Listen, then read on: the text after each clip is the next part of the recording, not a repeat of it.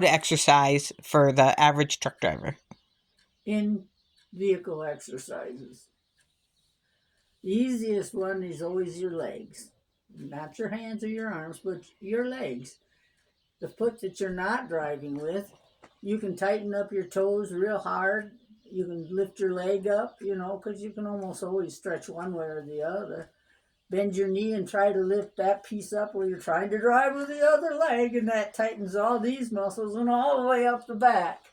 Wiggle that foot. Say, okay, there's mile marker. I'm going to wiggle my foot till I get to the other mile marker. There's a mile marker. I'm going to pull my knee up as high as I can while I'm driving. I've got the other foot, so I'll just switch foots. If it's an automatic and you don't have to shift, that one can come up even higher because you can use a hand to pull that one way up and move it around. And believe me, you try to wiggle a foot from one mile marker to the next, almost impossible. You can do the same with your gut. You're sitting there, sit up straight, hold your gut in. There's a mile marker. You don't let it go till 1 or 2 mile markers, then you relax. The same with your arms. You can just sit there on the steering wheel, tighten it up all the way up to the biceps. You're driving and you're holding it tight for 1 whole mile marker to the next. Then do the other. You can push on the roof.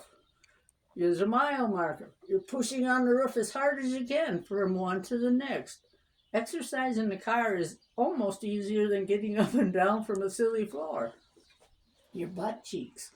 If you got a belly, you pull that belly in for 1 and then eventually 2 or 3 mile markers, holding your stomach tight for each mile marker.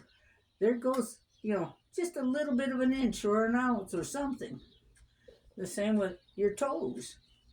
You hold your toes tight, that's the whole back of your leg from the knee down.